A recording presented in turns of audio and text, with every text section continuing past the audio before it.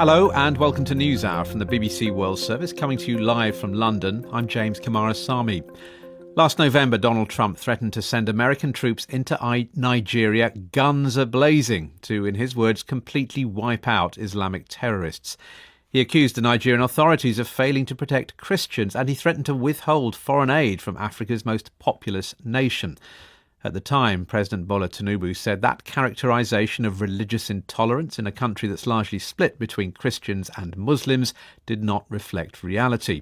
And then on Christmas Day, Mr. Trump said the United States had launched powerful and deadly strikes against IS militants in northwest Nigeria, although the Nigerian government insisted it was a joint operation. Overnight, though, the presidential talk, or at least a presidential social media post, was all about cooperation. Mr. Trump thanked the Nigerian government for their partnership after announcing that the two countries had flawlessly executed a joint operation to kill Abu Bilal al-Minuk, a man Mr. Trump described as the most active terrorist in the world and the second in command of the Islamic State group. This morning, President Tinubu said that early assessments confirmed that al-Minuki, who had been declared a specially designated global terrorist by the American government 3 years ago, had died in his compound in the Lake Chad Basin. These Nigerians have been giving their reaction to the operation. Well, if US can help us, I see nothing bad there. I think it's a very good information, and I pray that God will help them to succeed in their effort to make sure that peace return to this country. I don't think Donald Trump is dominating any country. He's adding to development. He's adding to stopping banditry, terrorism, and terrorism in the country. Donald Trump is doing his best. We should appreciate it and encourage more of that. Well, we are hoping to speak to the Nigerian government, but for the time being, we can speak to Folahanmi Aina, a lecturer at London School of Oriental and African Studies, an expert on the Sahel region. And can you tell us what you make of this announcement by the two countries? Thank you very much. Yes, this is a very significant blow to ISIS, particularly with regards to its operations, given that Abu Bilal was pretty much in charge of operations and logistics globally. And so in many ways, this has the potential to set back ISIS operations, not only in the Lake Chad Basin region, but of course also in the broader Sahel and across the world, given the significant role that ISIS has played since it's been dislodged, from the Levant, and of course seeking haven, particularly in Africa. So this is quite significant, I must say. Good. Well, look, do stay with us, but I just want to bring in, because we are now joined on the line by Daniel Boala, who's a special advisor to President Tinubu on policy and media. Welcome to NewsHour. Can you tell us a bit more about the operation itself? Well, this is a long time coming because if you recall, since December, when we had the first joint military operation on Christmas Day that killed some of these terrorists in the northwestern Nigeria, it has been ongoing, especially in areas related to intelligence gathering and reconnaissance, which the American drone system assisted, quite frankly. And so this one has been, I said, a long time coming because it has been in the radar. And the Abu Moinok, otherwise called Abu Moinok, has been chased. So as soon as the intelligence was able to trace him to a location, and it became the right time, the forces of the United States and Nigerian were able to conduct this operation. And then we had him and some of the other people with him killed. Just for listeners, that is the other name that al-Minuki is known by, Abu Moinok. Yes. And tell us about the cooperation with America. It is intriguing. I sketched out at the beginning of the programme the progression, if you like, from Donald Trump saying that your government was not cooperating with protecting Christians. And then you mentioned the Christmas Day attacks. Again, America first said that this was a US operation, and you have just said, and the government said at the time, it was actually a joint operation. But this operation, Donald Trump is thanking your government, saying this was a very complex joint operation, thanking the military in Nigeria. There does seem to have been quite a progression in that relationship. What can you tell us about that? I would rather argue that even at the beginning, when President Donald Trump was complaining about the killing of Christians in Nigeria. I think it was based on information that he received at the time, which, in our view at the beginning, were not based on intelligent assessment from the established agencies. We felt it was rhetoric by the lawmakers. If you remember, Ted Cruz and Riley Moore sounded that, and I think his first tweet merely re-echoed what they said. But much more later, I believe that when things began to settle and Donald Trump listened to the intelligence platform in the US, it became more clearer that it is an ongoing attack against Nigerians, not necessarily Christians, but because the attacks were more in states dominated by Christians, it was easy to assume that it was an attack against Christians. But we have since moved away from there with the Christmas Day bombing. And then after that, we continue to collaborate. We've been arresting leaders of these insurgents and Boko Haram and bandits in Nigeria, so to speak. But because this Abu Bilal al-Munuki is a prominent person who has also been in their terror list, so it's like a prime target. And as soon as the platforms from the American side and Nigerian side came to the conclusion that this was the right time to strike, at the time you could meet him as well as other people associated with him. And you are confident, are you? I know the president has said, look, the preliminary investigation suggests he's been killed, but you have said that he was killed before in 2024. Not him. I think it was this sort of, I can't remember that name. It was him. But we have learned in Nigeria over the time, when it began with the, from Borno State, the first leader of ISIS, West Africa, what they had was anytime a leader was killed, they will announce another leader and denounce the fact that the leader was killed and rename the new leader with the name of the old in order to create the impression that success was not being achieved. But you will just notice, based on intelligence and their modus operandi, that after a while, the same said person that they said was not killed is no longer in circulation or is no longer seen, or at least his picture seen doing one thing or the other. So from our own side, even when we know a target is killed, yes, we have to say it's a preliminary, because this is an ongoing thing and investigation is key in everything you do. So that when the final report is given, then the society can see it from that point of view. Daniel, very briefly, from the government's point of view, how crucial is this? What difference is this going to make to your fight against Islamic insurgency? It will diminish their capacity to gather. It will demobilize them. It will probably also, to a large extent, stop the funding, because those who finance terrorism, they do so to individuals or terrorist organizations they believe can carry out. When the head of the snake is removed, usually there is confusion, destabilization, and in most cases, you will see the gradual waning of that organization. You can see that with Al-Qaeda leader. You can see that with al-Baghdadi the other time.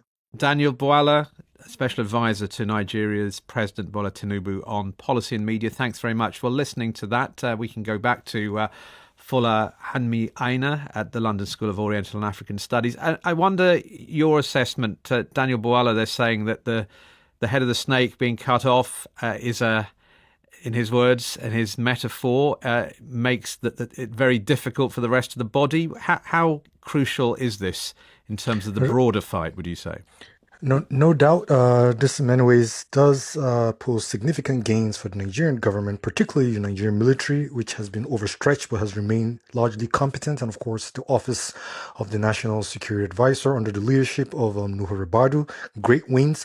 But it's important to also note that while these are wins in the short term, in the longer term, they may still constitute problems, especially given the fact that this was a kinetic operation. It was mostly military driven at the expense of, the underlying root causes of the problem still in existence. So by underlying root causes, this would mean things like the socio-economic conditions that have necessitated the recruitment of such insurgency groups, things like poverty, inequality, high unemployment rates, and to a large extent also mass illiteracy. And of course, you have problems around the political dimensions, which include things like weak institutions, of course, issues around marginalization, and of course, poor governance, particularly at national levels. And then, of course, you have other issues like environmental degradation, and of course, the issues associated with climate change and its connections with armed conflicts on the ground. So until these other problems are addressed as well, as the kinetic measures, it's safe to say also that these insurgencies might continue. So they need to be also accorded as much attention that is being accorded to the military operations. So think about it this way: you have a tree, and you're trying to get rid of the tree. And so if you keep cutting off the branches, what then happens is that the tree continues to sprout out new branches. Okay, new branches continue to grow. So to completely get rid of the tree, you need to attack it from the roots. You need to address the underlying root causes and simply uproot the tree, from the soil. Interesting. So snakes and trees, but what about the much improved mood music, certainly from Donald Trump's perspective, between the US and Nigerian governments? How important and how significant is that, do you think? No, this is very, very important given the fact that the US has significant interests in the Sahel region, which of course includes Nigeria, and of course the broader West African region, given especially, the decline in Western influence in the region, and of course Russia's attempts, to try to fill in the security void that has been created since then. But even more importantly, also this signals, given the fact that it was a joint operation between AFRICOM and of course Operation Hadin Kai, which also included special forces. It's the significant signaling, that there's a collaboration, there's synergy between both governments to try to achieve more with regards to counter-terrorism efforts and to get more done, in the mutual interest and of course national security objectives of both countries. So yes, this is particularly very important for security cooperation and of course broader US-Nigeria relations going forward. You mentioned briefly there's still plenty of challenges. This particular ISIS-affiliated organisation in Nigeria, how much of a threat does it still pose? Yes, so it does still pose some threats. ISIS has over the years gained significant grounds, not only in the Lake Chad region, but of course also the broader Sahel region. And of course it has continued to increase in its numbers. And in fact, there's some evidence to also show some collaboration with other terrorist organizations within the broader region.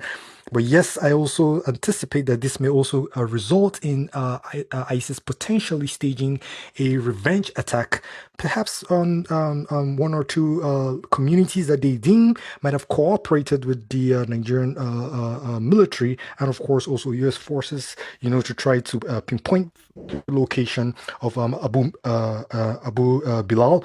But that's not to say also, that they would be resting on their oars. I feel that they might also try to make a statement with his death. But otherwise, the truth of the matter is that ISIS remains degraded. Folahanmi Aina, thank you very much indeed. You're listening to NewsHour. And coming up later on in the programme, why on earth would you take a bus to nowhere? People don't take it to go from A to B. They take it to experience the journey itself. They sing, they laugh, they speak. One person had a birthday. Suddenly the whole bus was singing.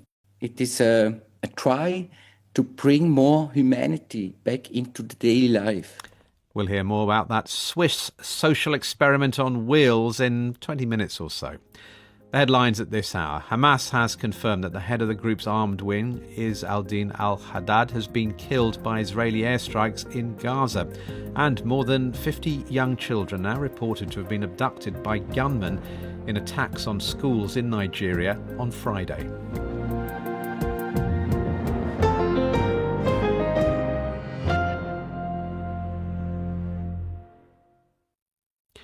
You're listening to the BBC World Service. This is NewsHour coming to you live from London with James Kamarasamy. The Israeli military has begun a new wave of airstrikes on what it says are Hezbollah sites in southern Lebanon after ordering residents in a number of towns to leave. These latest attacks come a day after a nominal ceasefire in Lebanon was extended for another 45 days at a meeting between Israeli and Lebanese representatives in Washington. The BBC's Rami Ruhaim is in Beirut and joins us live now. Rami, what more can you tell us about the latest attacks? Well, just a few hours after the statements came out of Washington from the State Department as well as the Lebanese negotiating team, Israel resumed almost every aspect of its campaign in Lebanon. So we're talking about these displacement orders, these forcible displacement orders by which Israel says that it will start striking in a number of towns. It tells people to leave and then it starts hitting. It's systematic demolition of homes in several areas in the south, areas which it currently occupies. It also resumed that in the city of Khiam. And also the actual bombing. So all of these three things which have been going on throughout this so-called, as you call it, the nominal ceasefire, because it was never really in place.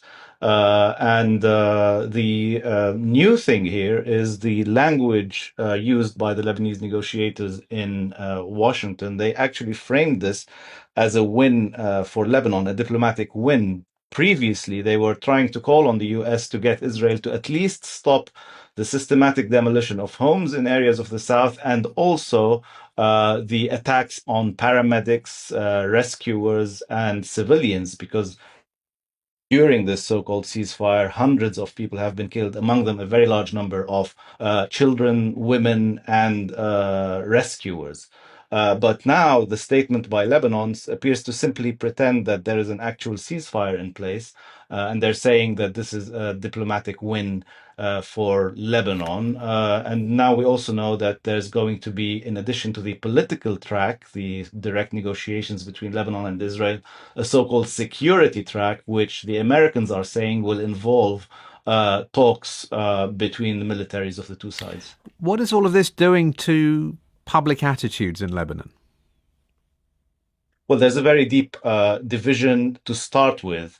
Hezbollah is opposed in principle to direct negotiations. They say that the Lebanese government should go to indirect negotiations and use what they consider Lebanon's strength, which is the fact that there is now resistance to the Israelis, which is hurting them and hurting the Israeli army in South Lebanon. But also on the substance of the talks and the way the Lebanese government is handling them. This is not the first time there was a ceasefire in Lebanon, which Israel did not adhere to. The last one in November 2024, and for 15 months, Hezbollah held its fire and the Israelis did not. So Hezbollah is saying that this is effectively an abandonment of the south, that the Lebanese government is almost pretending that the south of Lebanon is not part of Lebanon and that it is abandoning the people who are being forcibly displaced. There are many in Lebanon who believe that Hezbollah brought this upon themselves and upon Lebanon. So they would say that the Lebanese government has absolutely no choice but to go to these direct negotiations, and that the only hope is the fact that Donald Trump is now giving some of his attention to Lebanon and might perhaps place some pressure on Israel. But the framing in by the Israelis and the Americans of all of this is that there is now agreement among the US, Israel, and the government of Lebanon that the problem is Hezbollah. And this is creating or even deepening the very already deep divisions inside the country. Rami, many thanks. The BBC's Rami Ruhaim in Beirut. The final of the Eurovision Song Contest takes place in Vienna this evening. Acts from 25 countries will compete in what is one of the world's most viewed non-sporting events. Eurovision often gets caught up in global politics, and this year, the 70th anniversary of the contest, controversy looms larger than usual, with 5 countries staying away in protest at Israel's participation. The BBC's Pete Allison sent this report from the Austrian capital. It's one of the most watched live events in the world, with fans travelling across the globe to be here. It's an absolutely amazing city for it. It was on my bucket list. I arrived Friday, decided to do the sightseeing thing on the Saturday, and then went full-blown Eurovision. But rarely in Eurovision's 70-year history has it come under as much scrutiny as it's experiencing in 2026. Israel's act, Noam Batan, says he was shocked by protests during his performance of Michelle during Tuesday's first semi-final. A few seconds passed and I looked for the flags, of the people who love me and wants me to do my best. and that really carried me on stage. Several audience members, including one with Free Palestine written on his chest, were removed from Vienna's Wiener Stadthalle. Last December, 5 countries, Iceland, Ireland, the Netherlands, Slovenia and Spain, ruled themselves out of competing, having complained that Israel had used state social media accounts to encourage people to vote for it last year. Yuval Raphael's New Day Will Rise finished second, and Israel denied any rule-breaking.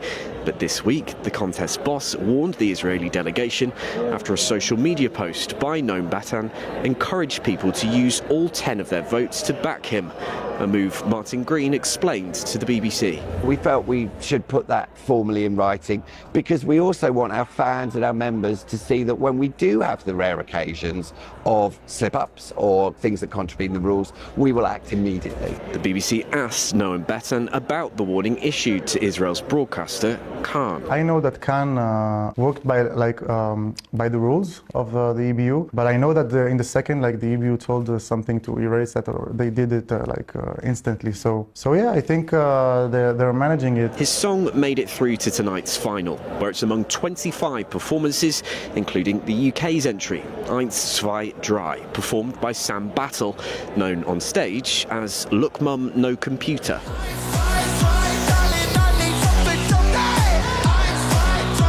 I was at the pub with my friend and we said, wouldn't it be funny, wouldn't it be interesting to try and do Eurovision? Basically emailed them and they said, oh, he seems interesting. So I got invited to a writing camp thing, which is what they do, what they seem to do. I go in and I say, right, so which one of us are we writing for today? And they were like, what? You! The UK hasn't finished higher than 18th since Sam Ryder's Spaceman came second in 2022. Among the favourites to win this year, Finland, France, and Australia, which first competed at Eurovision 11 years ago, invited to mark the contest's 60th anniversary and has continued to compete ever since. This year, it's sending one of its most established stars, Delta Goodrem, with her song Eclipse.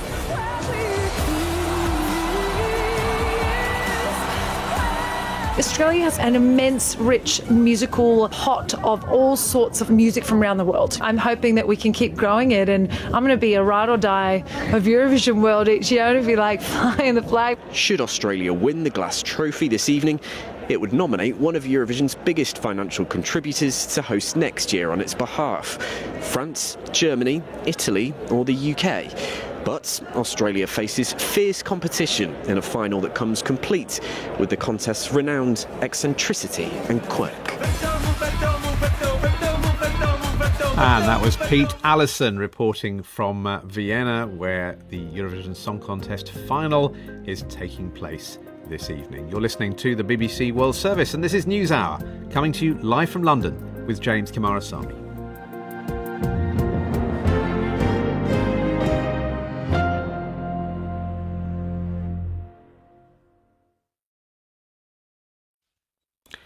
Welcome back to NewsHour. A new outbreak of the highly infectious Ebola virus has reached Uganda. The outbreak of the deadly disease, which is spread through direct contact with bodily fluids and has no proven cure, originated in the neighbouring Democratic Republic of Congo, where around 250 suspected cases and 80 deaths have been reported. Well, Walter Mwesije is health reporter for NTV Uganda. It's the largest TV news organisation in the country. I began by asking him about the single confirmed case in Uganda. The Ministry of Health announced on Friday, Uganda confirmed one imported case of Ebola Bundibujo, the particular strain, of a 56-year-old male who came from the DRC to seek treatment in the capital city here in Kampala at one health facility where his health deteriorated. He later went into ICU where he died. His family picked up the body and took it away back to the DRC. The next morning, we received an announcement from the Africa CDC about a confirmation of the outbreak of Ebola in Eastern Congo, with about 13 confirmed cases and 4 people dead, plus over 200 contacts. The numbers of deaths have risen, though, since then, haven't they? In the DRC, the numbers have since risen. In Uganda, we have not yet registered any other cases, the government is going to make an update at 5 o'clock local time here. Obviously, the key thing is, did this person who has subsequently died come into contact with anyone? Is that what is being investigated at the moment? There are people who were in contact with the deceased from the hospital and the family members, including the people who might have transported those people from Kampala back to the border. Uganda has had several outbreaks of Ebola in the last couple of decades, hasn't it? What is the track record like of dealing with these outbreaks? This is the 7th outbreak of Ebola in the country. The most serious outbreak was in 2007, but over time, there's been better management of these hemorrhagic fevers because we've had several of them, which the health workers have interacted with, the public has interacted with, and over time, there's been some mastery of some sort. They have been able to build up systems for epidemiology, surveillance, but also raise awareness. As far as the person who died is concerned, I mean, do we know why he was in Kampala? That person came to Uganda and received treatment in the hospital here in Uganda. And also, we are leading to the Uganda Matters Day, which is a big day for Christianity here. So many people are preparing to come to Uganda for that day. We are expecting some people from Congo to take part in the celebrations or commemorations for the Matters Day on the 3rd of June. Given all of that, how much concern is there amongst the general public about this? Right now, I wouldn't say there is that much of anxiety since the Ministry of Health came out to allay the fears that the case is imported. We don't have any local transmission so far. And that was the health reporter for NTV Uganda, Walter Mwesije.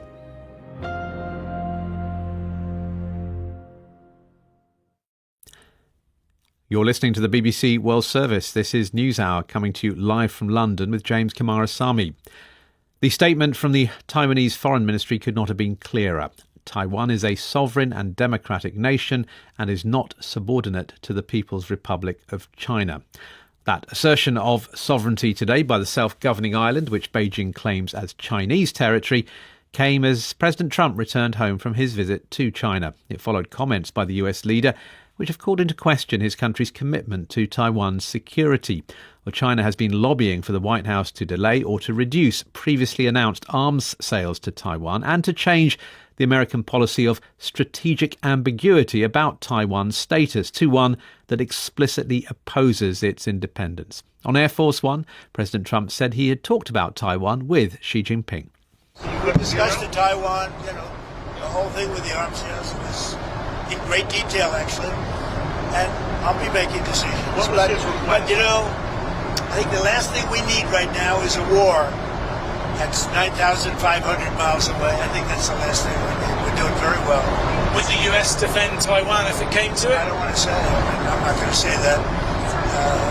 There's only one person that knows that. You know who it is? Me. I'm the only person. Well, China expert Isabel Hilton is visiting professor at the Lau Institute at King's College London. So where does she think this US-China meeting has left Taiwan? Well, I think it's left Taiwan in a more precarious situation than it was. There was a very striking divergence between the post-meeting statements from the China side and on the American side. So the Chinese statement talked a great deal about Taiwan and not about Iran, and the United States statement did the opposite. It is clear from Donald Trump's remarks since that he and Xi Jinping talked about Taiwan over dinner. Donald Trump subsequently, in one of those interviews off the cuff that he gives to media, talked about using the arms sales to Taiwan as a bargaining chip. It is enshrined in US law that that would not happen. So he has now broken not only a long-standing commitment, but he's actually broken his own domestic law in that statement. And of course, this is sending echoes of alarm around the region and particularly in Taipei. And he was asked about what he's going to do with those arms sales. And he said, well, the only person that knows that is me, which I suspect will not have calmed anyone down. again, he's exceeding his authority because those arms sales have been passed by Congress. He himself signed an executive order just months ago to raise the kind of level of cooperation between the US and Taiwan. And he doesn't seem to understand how much language matters, because any shift in language is taken by one side or the other as a shift in policy. Broadly speaking, how did you view the trip? Because it didn't seem to make much news, did it? Which is unusual for Donald Trump. He seemed at pains to speak warmly of his hosts, but the kind of the big trade deals that were mooted, we certainly haven't seen evidence of them, have we? No, we haven't. And actually, the trade deals were very much trailed in advance. For example, over the purchase of Boeing aircraft, it was expected that the Chinese would put in an order for 500. They put in an order for 200. It was, they're not, there's nothing big here. In terms of the promised purchases of Midwestern agricultural products, soy and so on, China was buying those before Donald Trump declared his trade war. He's lost the trade war. And now this is just a matter of the Chinese showing that they've got the upper hand without humiliating the United States too much. And is that something then that the Taiwanese are going to view with as much concern, perhaps, as the language, maybe even more than the language, which is the change in the power dynamic between the United States and China? That's obviously very concerning. And Donald Trump appears to view the world through trade advantage of a particular kind. And he has not prevailed against Beijing, because Beijing has a kind of strategic grip on critical minerals and rare earths that the United States needs. And so, we have a standoff. We have a suspended set of export restrictions. Those can be deployed at any point. So, that particular ground on which Donald Trump chose to fight, he has undoubtedly lost. He can't prevail in that way. And of course, for Taiwan, that's very worrying. It's worrying for the allies of the United States who depend on the regional power balance and regional security. Isabel Hilton, visiting professor at the Lau Institute at King's College, London. Politicians in Australia's Northern Territory have announced a review into the child protection system after the death of a 5-year-old girl in Alice Springs. Kumanje Little Baby, as she is now known for cultural reasons, went missing last month after her mother put her to bed in an Aboriginal community. A 47-year-old man has been charged with her murder. Her death caused national outrage and grief, but it also highlighted the deep disparities in Australia. Katie Watson sent this report from Alice Springs, and a warning for Aboriginal and Torres Strait Islander listeners: our coverage contains references to someone who has died. She was my little princess. My princess who loved the colour pink. My heart is broken into a million pieces. Kumanje Little Baby, in the words of her mother, a little girl like any other. Hundreds of people turned up to this vigil, many of them wearing pink. There are people in jumpers that are pink because it's really chilly now with the sun going down here in the outback in winter. Dogs with pink bows, children with pink balloons, everyone paying respect to the little girl who died. Kumanje Little Baby's body was found 5 days after she went missing. A man's been charged with her murder, but her death has made the country reflect. How could this have happened? A small child from a vulnerable poor family left exposed. Why? So many questions that need answering, but for now the community wants to grieve. A period known as sorry business. The raw pain echoed across the sports ground after the vigil ended. I think more than anything it's probably the sadness of that with systems of, around poverty for marginalised people, that systems that people fall through the cracks. And this little girl was beloved by her family and community, but obviously lived in poverty and was vulnerable. It's often there's heavy things that happen in this town, and as a non-Indigenous Australian, I think the colonisation story is still really big here. It's still really present. A jewel set in Australia's northern seas. For decades, Australian governments have introduced policies that have failed Aboriginal people. It's inhabited by a people whose instincts are not far removed from the lower animals, and the children especially are just carefree products of nature in the raw. Right up to the 1970s, thousands of Aboriginal and Torres Strait Islander children were removed from their families to get them to assimilate, part of what's known as the stolen generations. White missionaries have come among the coloured Aboriginals and are doing noble work in saving the blacks from themselves. Then, in 2007, the Northern Territory intervention that lasted 15 years, an Australian federal government initiative aimed at combating alleged child sexual abuse in Aboriginal communities. I don't want to be right here, right now, to have to stand in this chamber. Kumanjayi Little Baby's family has asked that her death not be politicised, but politicians on all sides now want to make their point. Liberal Senator Jacinta Nampijinpa Price, who said she was a relative of the little girl, spoke earlier this week. For too long in this country, there has been silence around what is happening in too many town camps and remote communities. A silence driven by fear. Fear of speaking honestly about dysfunction, violence, alcohol abuse. That silence is killing our babies. This week, the Northern Territory government said a review would be launched into the child protection system here and reforms will be made. But leaders are clear. Aboriginal people need not to be blamed for these failings, and they also need to be consulted to find a way forward. But few here in Alice Springs that I spoke to really believe her death will deliver much needed change. Katie Watson reporting from Alice Springs in Australia's Northern Territory. We all know what buses are for. They're to get us from A to B, to work, to school, to the shops. But in a Swiss town 25 kilometres or so northwest of Zurich, there is a bus that deliberately takes people nowhere. Line Zero is a social experiment which encourages passengers to slow down and connect with other people face to face. Rebecca Wood has the details. Where are we going?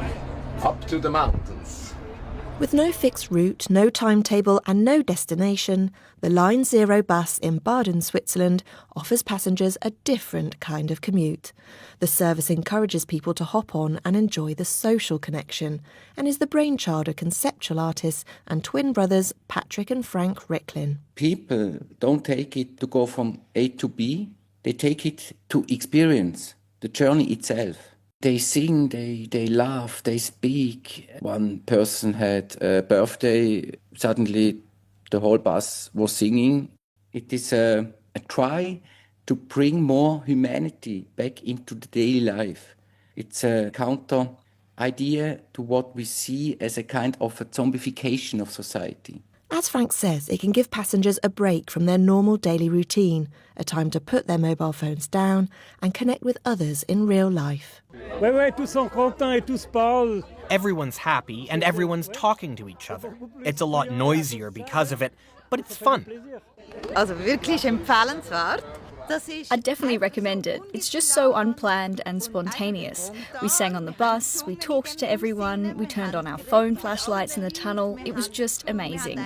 We even had an ice cream party. It was really cool. You can ride on the bus for free, and instead of taking tickets, the driver, like Thomas Bossard, collects experiences. It's crazy, but it's a good idea, because you go out of the usual work every day and you can do something a little bit crazy too. It's a cool idea, I think. But having a real bus driver like Thomas and looking like a normal public bus means the service does sometimes pick up an accidental passenger or two. Here's Frank again. We had a lot of people, they were in the Line Zero without knowing it.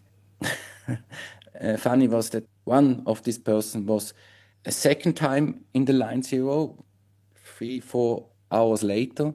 And then we asked, again, you are in the wrong line. And then she said, no, now I decided for the line. It's a decision. I wanted to be here.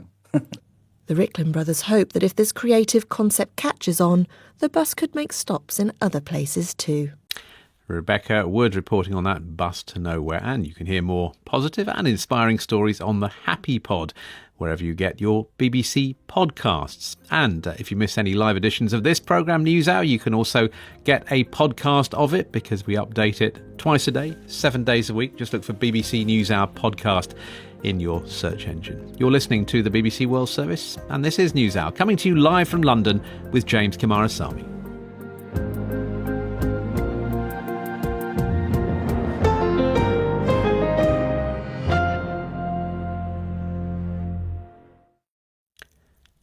You're listening to the BBC World Service, and this is NewsHour, coming to you live from London with James Kamarasamy. The US Justice Department is reportedly preparing to indict the former Cuban president Raul Castro. The possible indictment of the 94-year-old brother of the revolutionary leader Fidel Castro is the latest element in a concerted US pressure campaign against the communist-controlled island, which has involved an oil embargo, an increased number of surveillance flights, and in the past few days, a visit to the capital Havana by the CIA director John Ratcliffe. Well, the Trump administration's immediate plans are not clear, but rumours of Castro's indictment seem to be a deliberate reminder of the pretext used by the United States to seize the Venezuelan leader Nicolas Maduro in a military operation back in January.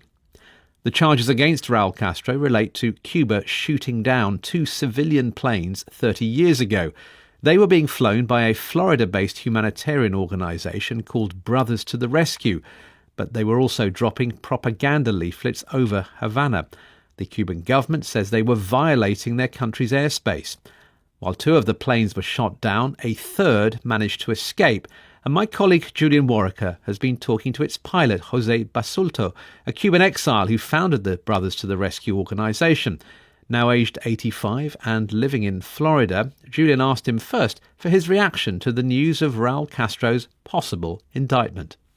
Well, we're very happy to hear that because, like we say, justice delayed, justice denied. So it's about time that the United States is moving in that direction because it's been 30 years since the attack to our planes took place. Take us back to what happened that day and your memories of what happened. I remember that our squadron of planes departed, I think it was about 1 p.m. that day. We proceeded towards the zone in which we executed our search, south of Florida. We started looking, and what happened then was that the government of Cuba sent airplanes, MiGs, to shoot us down under the orders of Raul Castro, the principal culprits of what happened that day. 2 planes were shot down that day. How close were you to those 2 planes at the time? I was very close. At one point, I managed to look through the right window of the plane and saw an explosion in the distance, and I realized that was one of our airplanes that had been shot down. And I told the person that was with me, Silvia Riondo, that we were next. Fortunately, it didn't happen that way. We managed to evade the encirclement, or whatever you want to call it, that they were doing to us. We were going to be shut down, and one of the planes was asking for permission to shoot us down. How close do you think you came to being shot down, to losing your life that day? Oh, I think very close. The lady that was next to me, Silvia Riondo, I told her, Silvia, we're next. I perceived that we were about to be shot down at that time. Fortunately, it didn't happen. I want to put to you what the Cuban government says about this, and this is a quote from them. these people knew what they were doing and they were warned, and they talk about the aircraft, one of which was yours, entering Cuban airspace. What do you say to that?